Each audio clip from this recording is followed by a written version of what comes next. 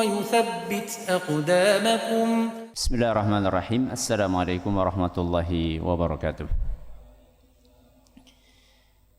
الحمد لله رب العالمين، والصلاة والسلام على نبينا وسيدنا محمد وعلى آله وصحبه أجمعين، أما بعد. نواصل أيها الإخوة قراءتنا من هذا الكتاب، وهو خلاصة تعظيم العلم للشيخ صالح ابن عبد الله العصيمي حفظه الله تعالى. Kita lanjutkan daurah kita untuk mengkaji kitab yang ditulis oleh Syekh Saleh Al-Utsaimin hafizahullah, yaitu Khulasatu Ta'zimi Al-Ilmi. Man yaqra? Naam, iqra. Bismillahirrahmanirrahim. Qala al-musannif hafizahullah ta'ala, al-ma'qidul awwal tadhiru wi'a'il ilmi wa huwa al-qalbu bihasabi taharatil qalbi yadkhuluhu al-ilmu. وإذا ازدادت طهارته ازدادت قابليته للعلم، فمن أراد حيازة العلم فليزلن باطنه ويطهر قلبه من نجاسة، فالعلم جوهر لطيف لا يصلح إلا للقلب النظيف. Nah, kita akan mulai pembahasan tentang prinsip-prinsip dasar untuk memuliakan ilmu, di mana orang yang mempraktekkan prinsip-prinsip ini, maka dia termasuk dalam golongan yang menghormati, menghargai dan memuliakan ilmu. Prinsip yang pertama ada di halaman 22, al-ma'qidul awwal. Apa kemarin al-ma'qid? Prinsip. Tathiru wi'a'il ilmi, membersihkan wadah ilmu. Apa yang pertama? Membersihkan wadah ilmu. Ilmu itu sesuatu yang membutuhkan wadah.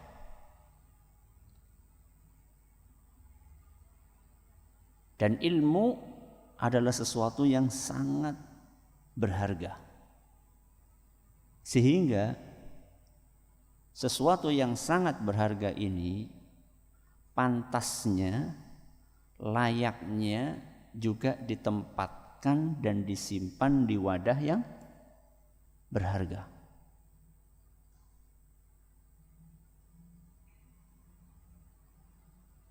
Seenak apapun sebuah minuman,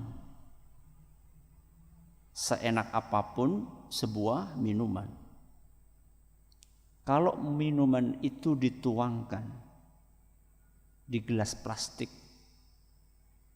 yang antum temukan di selokan,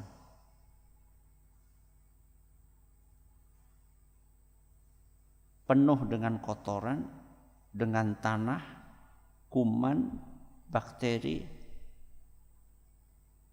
seenak apapun minuman itu, kemudian dituangkan di gelas yang ditemukan di selokan yang kotor, mau antum minum? Gak mau. Yang bermasalah apanya? Wadahnya, bukan minumannya.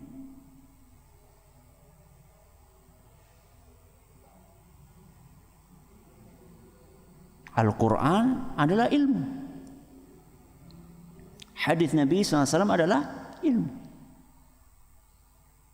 Al-Quran, hadis Nabi SAW ini membutuhkan wadah.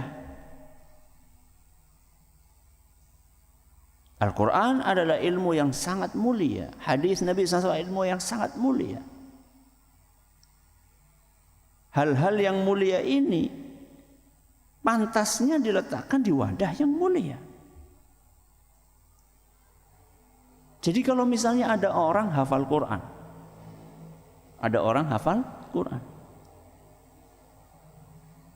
tapi ternyata dia korupsi, Ada orang hafal Quran, tapi ternyata dia berbuat zalim kepada orang lain. Dia yang bermasalah apanya?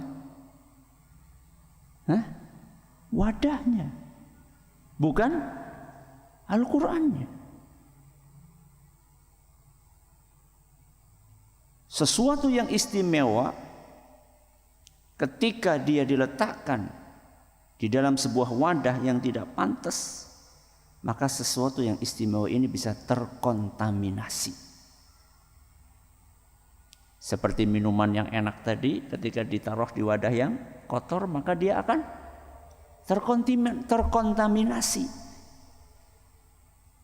karena kotornya wadah itu. Apa wadahnya ilmu? Wahuwal qalbu. Wadahnya ilmu adalah qalbu, hati yang Allah berikan di dalam diri kita, yang Allah karuniakan buat umat manusia. Wa bihasabi taharatil qalbi yadkhuluhu al-ilmu wa idza izdadat taharatuhu izdadat qabiliyatuhu lil ilm. Kadar ilmu yang didapatkan oleh seseorang itu tergantung kebersihan hatinya. Kadar apa? Ilmu yang didapatkan oleh seseorang itu tergantung kadar kebersihan hatinya. Semakin bersih hatinya, maka ilmu yang akan dia dapatkan semakin banyak dan semakin bermanfaat. Semakin kotor hatinya, maka ilmu yang dia dapatkan semakin sedikit dan semakin tipis manfaatnya. Sehingga di dalam pengertian ilmu syar'i, di literatur para ulama kita, belajar itu bukan sekedar mengandalkan kecerdasan otak, bukan. Kecerdasan otak penting, zakaun, ya, wahir sun, wajtihadun. Salah satunya zaka, betul, kecerdasan. Tapi itu bukan satu-satunya. Yang lebih pokok dibandingkan kecerdasan otak adalah kebersihan hati.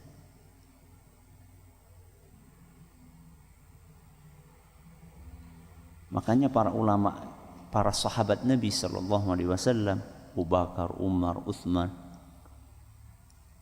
mereka adalah orang yang paling alim, yang paling luas ilmunya. Kenapa? Karena kebersihan hati mereka.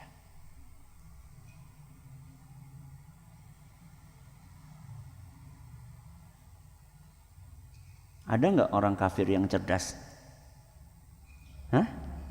Banyak. Para filsuf banyak yang cerdas-cerdas. Tapi sayangnya, kata Syekhul Islam Ibnu Taimiyah rahimahullah, utu zaka'an walam yu'tu zaka'an. Ada zaka, ada apa? Zaka. Kalau zakat tadi apa? Zakat apa tadi? Kecerdasan. Kalau zakat, kebersihan dan kesucian. Ada orang-orang yang Masya Allah cerdas banget, pinter. Sayangnya kepinterannya dia itu untuk minteri orang. Maling yang pinter sama maling yang bodoh lebih bahaya yang mana? Yang pinter. Kalau maling yang bodoh paling nyolong apa? Sandal jepit selen maling. Kalau maling yang pinter, duit negara triliunan, maling walaupun dia berdasi, walaupun dia berjas, maling.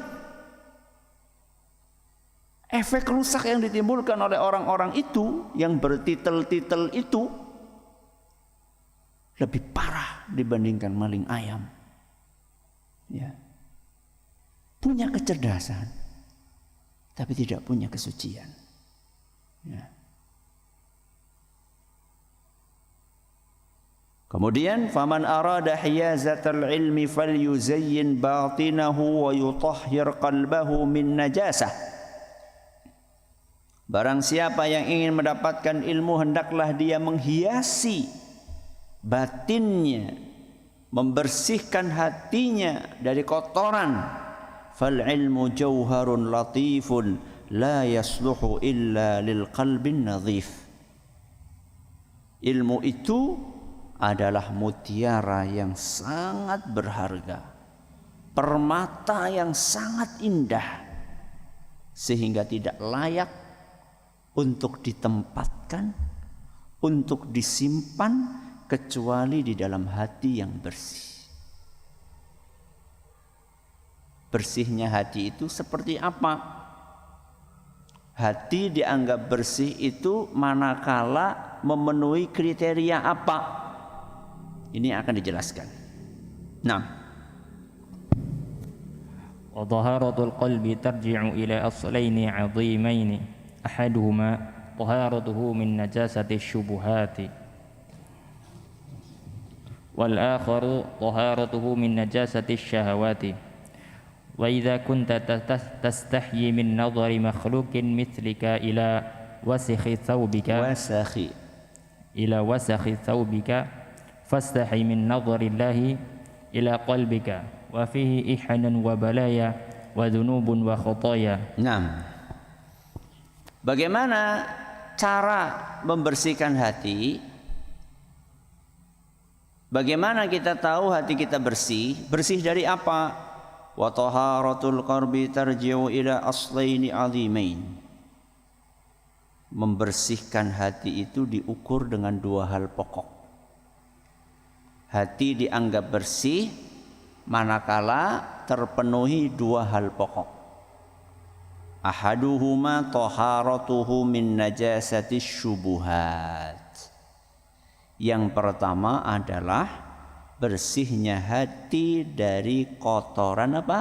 Syubuhat. Apa itu syubhat? Kerancuan di dalam memahami dalil. Apa? Kerancuan pemahaman tentang dalil. Berarti punya dalil enggak? Dia bawakan dalil atau tidak? Bawa, tapi rancu dia. Ngawur di dalam memahami dalil.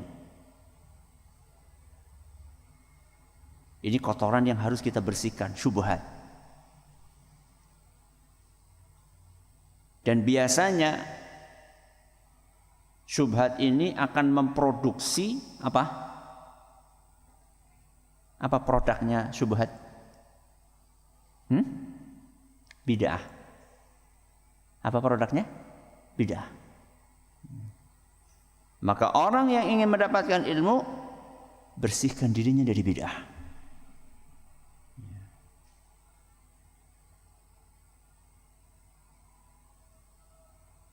Bukan malah mencari dalil untuk menguatkan bid'ah, bukan.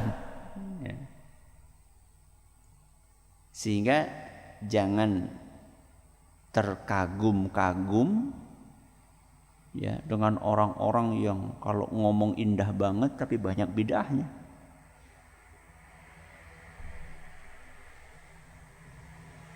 Tapi teladanilah ulama ahlus sunnah wal jamaah.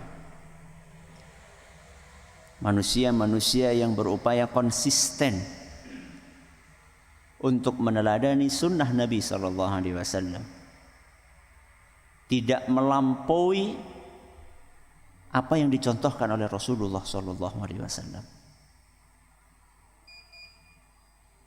Apa yang diajarkan oleh Nabi SAW dikerjakan, apa yang tidak diajarkan oleh Nabi SAW ditinggalkan.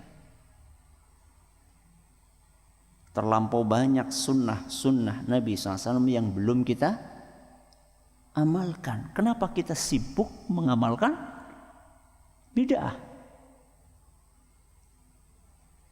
Zikir-zikir, doa-doa dari Nabi SAW masih banyak yang belum kita baca, yang belum kita rutinkan. Ngapain kita mencari wirid-wirid yang gak ada contohnya dari Nabi SAW? Ini yang pertama, membersihkan hati dari apa tadi? Kotoran syubhat. Yang kedua, wal akharu taharatuhu min najasati syahawat. Yang kedua adalah bersihnya hati dari kotoran syahwat.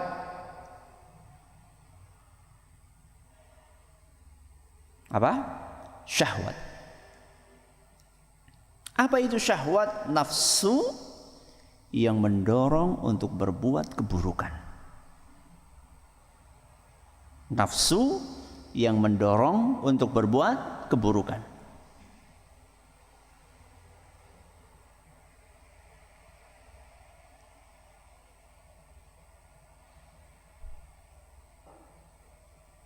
Ada enggak syahwat yang halal?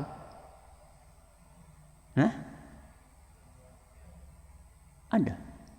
Manusia perlu syahwat atau tidak? Perlu. Gimana kita mau makan kalau nggak punya syahwat? Gimana seorang akan punya anak kalau nggak punya syahwat? Ya. Tapi yang dimaksud di sini adalah nafsu yang apa tadi? Mendorong untuk melakukan keburukan. Itu yang dimaksud di sini. Kalau syahwat, kalau syubhat, produk yang dihasilkan apa tadi? Bid'ah. Kalau syahwat, apa produk yang dihasilkan? Maksiat.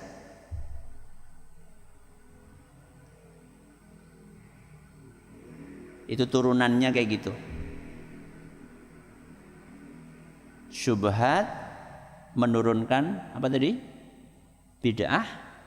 Syahwat menurunkan maksiat. Apakah maksiat itu mengganggu proses belajar?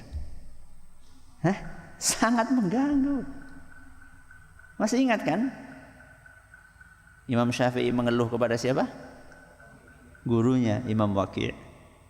Syakautu ila waqi'in su'a hifzi fa arsyadani ila tarkil ma'asi fa akhbarani bi anna al-ilma nurun wa nurullahi la yuhda lil 'asi. Aku pernah mengadukan kepada guruku Waqi' tentang susahnya aku menghafal.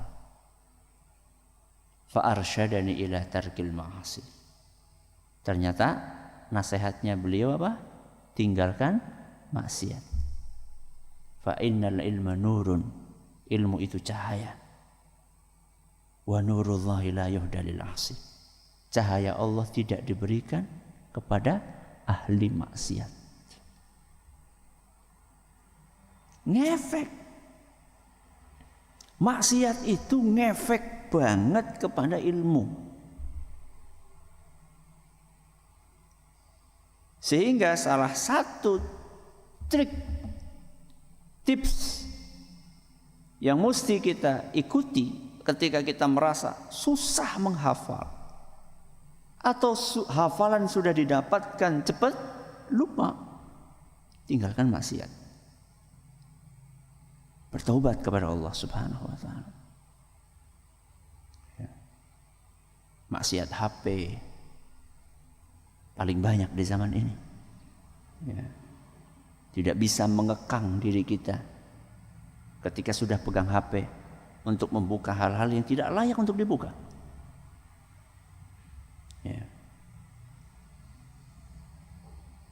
Sehingga mematikan HP di saat tidak perlu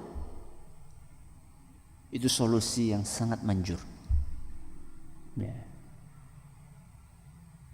Kalau udah malam-malam, udah nggak perlu pegang HP, matikan. Ngapain? Tidur dengan ditemani apa? HP. Matiin sudah. Sehingga kita tidak tergoda untuk buka. Matiin. Cepat tidur, terus cepat apa? Bangun.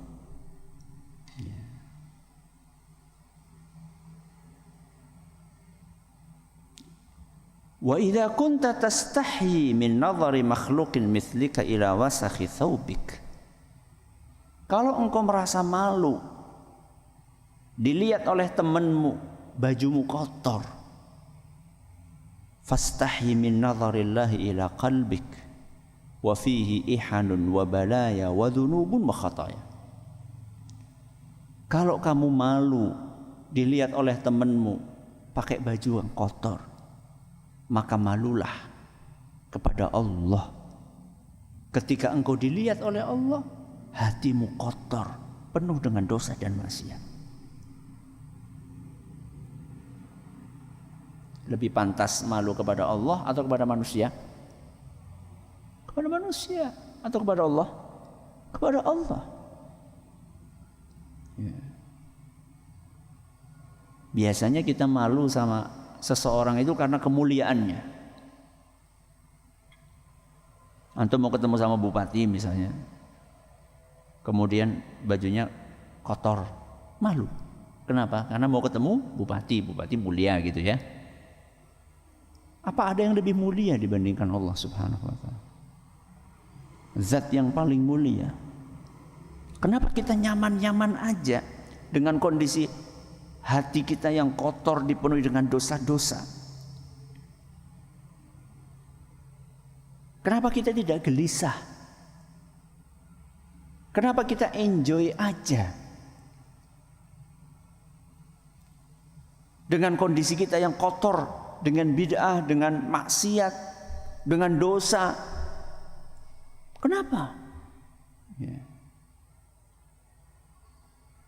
Kemudian setelah itu beliau penulis membawakan dalil, ya, membawakan dalil untuk menguatkan keterangan yang beliau sampaikan di awal.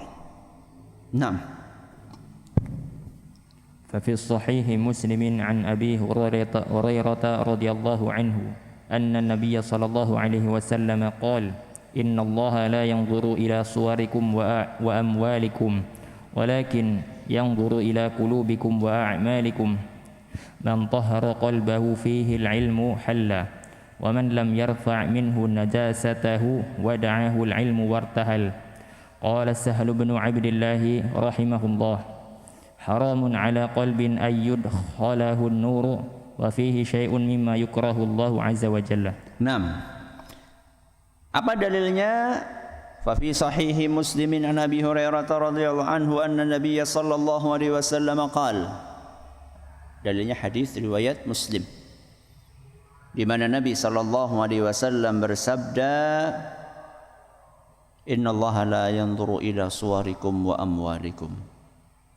Allah itu bukan melihat kepada fisik kalian dan juga bukan melihat kepada harta kalian. Allah itu tidak melihat kulit kita hitam atau putih. Allah itu tidak melihat hidung kita mancung atau pesek. Allah itu bukan melihat rambut kita keriting atau lurus. Allah tidak melihat postur tubuh kita gede atau kecil, kurus atau gemuk. Allah tidak melihat ke situ. Ya. Juga Allah tidak melihat apakah kita punya mobil atau tidak punya mobil. Tidak melihat kekayaan kita. Apakah rumah kita megah atau reot, itu tidak dilihat sama Allah Subhanahu wa ta'ala. Terus apa yang dilihat oleh Allah? Walakin yanzuru ila qulubikum wa a'malikum. Yang akan dilihat oleh Allah itu hati kita, amalan kita, itu yang akan dilihat sama Allah. Sehingga Orang yang hatinya bersih, amalannya baik, walaupun bajunya sederhana, itu lebih mulia di sisi Allah dibandingkan orang yang hatinya kotor, amalannya nol besar, walaupun baju yang dia kenakan itu mewah.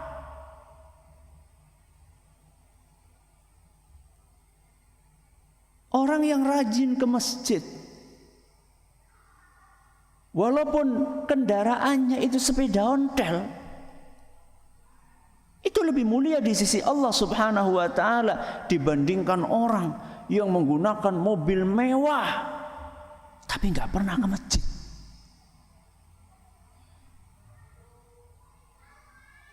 Kalau pakai mobil mewah ke masjid gimana? Ya bagus. Jadi bukan berarti dari keterangan tadi ke masjid itu harus pakai apa? Sepeda ontel, nggak boleh pakai mobil mewah. Bukan itu. Tapi jangan kita itu silau dengan casing. Ya. Termasuk kita. Jadi apa yang saya sampaikan tadi bukan untuk menilai orang, tapi untuk menilai diri kita ini loh. Seberapa kita sudah berupaya untuk memperbaiki hati kita dan amalan kita. Banyak di antara kita gak nyaman toh pakai baju yang kotor, pakai baju yang gak disetrika, pakai baju yang bau, gak nyaman. Gak apa-apa, bagus. Tapi kenapa kita nyaman dengan hati kita yang kotor, hati kita yang bau, tubuh kita yang banyak dosanya? Kenapa kita nyaman dengan itu? Padahal yang dilihat oleh Allah bukan lahiriah kita, tapi yang dilihat oleh Allah adalah batiniah kita dan amalan kita. Man tahara qalbahu fihi al-ilmu hal wa man lam yarfa' minhu najasatahu wada'ahu al-ilmu wartahal. Barang siapa yang mau membersihkan hatinya, maka ilmu akan datang. Dan barang siapa yang tidak mau membersihkan hatinya, maka ilmu itu akan pergi. Jadi ilmu itu bisa datang dan apa? Pergi. Qala Sahal ibnu Abdillah rahimahullah, haramun ala qalbin an yadkhulahu an-nuru wa fihi syai'un mimma yakrahu Allahu azza wa jalla. Ini peringatan yang sangat keras dari beliau Sahal ibnu Abdillah. Hati yang masih dipenuhi hal-hal yang dibenci Allah sulit dimasuki cahaya. Hati yang masih dipenuhi dengan hal yang dibenci Allah apa? Masih dipenuhi dengan kesombongan, menganggap remeh orang lain. Karena orang lain mungkin gak terlalu cerdas seperti kita, karena orang lain gak terlalu kaya seperti kita, karena orang lain gak terlalu ganteng seperti kita, menganggap remeh orang lain. Ini kotoran ini. Riya, ya, beramal untuk pamer kepada orang lain, itu kotoran. Kotoran-kotoran inilah yang membuat ilmu itu, yang membuat cahaya ilmu itu gak bisa masuk. Ya. Sehingga kalau kita pengen mendapatkan ilmu sebanyak-banyaknya dan seberkah-berkahnya, bersihkan. Dan membersihkan hati dari kotoran-kotoran itu bukan pekerjaan sehari dua hari, bukan pekerjaan seminggu dua minggu, bukan pekerjaan sebulan dua bulan, bukan pekerjaan setahun dua tahun, tapi apa? Pekerjaan seumur hidup. Ya. Terus kita pantau hati kita, kita bersihkan dari dua kotoran. Apa tadi? Syahwat dan syubhat. Mudah-mudahan bermanfaat. Kita akan lanjutkan insyaallah pada pertemuan berikutnya untuk membahas prinsip yang kedua. Kita akhiri dengan doa kafaratul majlis. Subhanakallahumma bihamdika asyhadu an la ilaha illa anta astaghfiruka wa atubu ilaik. Assalamualaikum warahmatullahi wabarakatuh.